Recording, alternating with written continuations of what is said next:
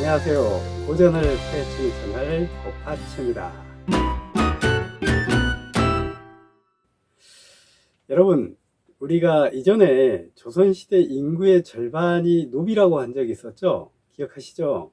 예, 노비들이 양반의 수족과 같은 역할을 했기 때문에 조선시대엔 노비가 많이 필요하다고 했었습니다. 그러면 그 노비의 자식들, 그러니까 노비층 아이들은 과연 어떻게 살았을까요? 예, 시동, 그러니까 상전의 곁에서 온갖 이 잔심부름을 드는 그런 역할을 했었습니다. 그래서 오늘은요, 미암 유유춘의 그 시동 옥서기를 토대로 해서요, 조선시대 노비층 아이들의 대표적인 직업인 그 시동에 대해서 소개해 드릴까 합니다. 먼저 오늘은 그림부터 좀 보겠습니다. 네, 이 그림은 누구와 누구로 보입니까? 이 그림 속의 등장인물들이 주로 할아버지와 아이, 손자 이렇게 많이 지금까지는 이해를 했었는데요. 과연 그럴까요? 예, 다음 그림을 보면 보다 분명히 이들의 관계를 알 수가 있습니다. 예, 어떻습니까? 할아버지가 있고 손자가 찬물을 따라주는 것 같은가요? 아니죠. 예, 주인 상전과 노비 아이 시동이 상전에 지금 시중을 들고 있는 관계죠. 역시 뭡니까? 주인과 노비의 관계라는 것을 알 수가 있습니다.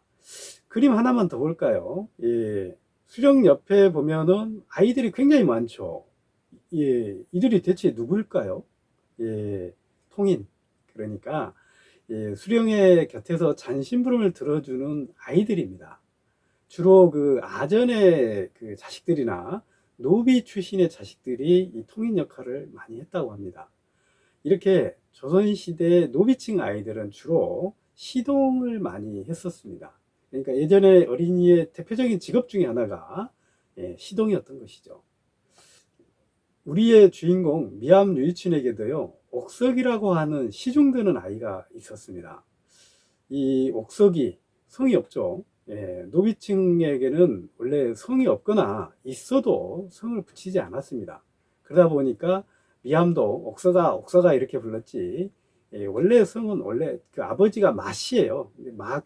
마옥석 이렇게 해야 되는데 하진 않았죠. 그냥 옥서가 이렇게 불렀는데요.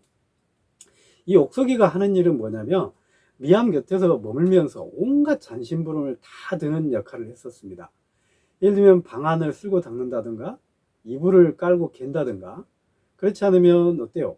요강을 갖다 놓거나 아니면 다음날 비우고 깨끗이 닦아 놓는다든가, 또 미암이 이렇게 출근하려고 집을 나서면은 신발을 챙겨서 신겨준다거나, 또는 뭐 등불을 관리한다든가, 뭐 세숫물을 떠다 준다든가, 그렇지 않으면 미암이 글씨를 쓸 때 옆에서 이렇게 먹을 갈아주는 역할을 하기도 했었습니다.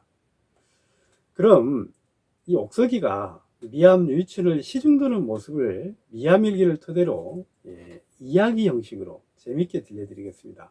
이 이야기는 제가 지은 이야기는 아니고요, 일기를 가지고 조금 더 스토리텔링을 해본다 이렇게 생각하시면 될 것 같아요. 1568년, 그러니까 임진왜란 전이겠죠. 3월 10일 새벽이었었습니다. 역시 일기니까 날짜까지 나오는 겁니다. 미암이 그 아랫배를 움켜쥐고요, 다급하게 시동 옥석이를 부릅니다. 옥석아, 땡큼 일어나 등불을 들여라. 금방이라도 이렇게 설사를 할 것 같았던 것 같아요. 그래서 아랫방에서 이렇게 곤히 잠에 떨어져 있던 옥석이가 황급히 일어나서 방문 곁에 이렇게 놔둔 등잔을 찾습니다.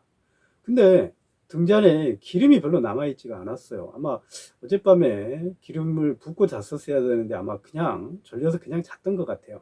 그래서 옥석이는 재빨리 벽에 걸린 이 뭡니까? 기름병을 내려가지고 그 등잔에다가 기름을 채웁니다. 이렇게 조선시대 양반집의 그 조명기구로는요, 대표적으로 실내 조명기구로는 등잔과 초가 있었습니다. 실외로는 여러분 아시죠? 횃불이라든가 또는 그 조족등이라고 해서 발만 비추는 그런, 요즘에 보는 후레쉬 그런 있었습니다. 벌꿀의 찌꺼기로 만든 이 초는요, 그 조선시대만 해도 굉장히 귀했습니다. 그래서 제사 때만 주로 사용했거든요. 왜냐하면 여러분 꿀을 짜고 남은 밀랍 있잖아요. 그 밀랍으로 주로 그 초를 만들었기 때문에 워낙 귀했어요. 그래서 예전에 제사는 새벽에 많이 지냈기 때문에 새벽에 주로 제사 때만 썼던 겁니다. 그리고 평소에는 주로 등잔을 사용했습니다. 이 등잔용 기름으로는요, 들깨라든가 아니면 무슨 뭐 아주까리, 피마자 아시죠?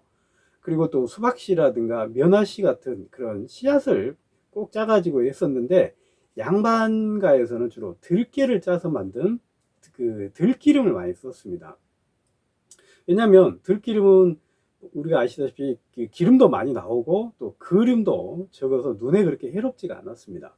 근데 서민들은 어때요? 들기름은 굉장히 또 고급이잖아요. 그러다 보니까 이렇게 들에 보면은 많이 심어져 있는 아주까리, 그 아주까리를 이제 그 기름을 짜가지고 했었는데, 이거는 눈에 굉장히 해로웠기 때문에 이 책을 볼 때는 사용하지 않았답니다.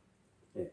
그래서 이제 옥석이는 등잔에 이제 뭡니까? 기름을 채워서 불을 붙여야 되겠죠. 그래서 그걸 들고 조심히 들고 부엌으로 갑니다. 이 당시에 불씨는요, 주로 부엌 아궁이 잿더미 속에다가 파묻어 두었다가 필요하면 이제 거기다가 마른 풀을 넣고 훅 불어가지고 불꽃을 일으켜서 쓰곤 했었습니다. 그래서 이 옥석이도 마찬가지 그 등잔에 불을 붙여서 이제 안방으로 딱 들어가려고 하니까 미암이 이제 더 이상 이 설사를 참지 못하고 그냥 막 뛰어나오면서 소리를 친 겁니다. 내 이놈 왜 이렇게 꿈을 대느냐? 냉큼 앞장서거라. 치간을 가야 되겠다. 이런 식으로 이제 막 이제 설사가 급해서 부랴부랴 나오는 겁니다.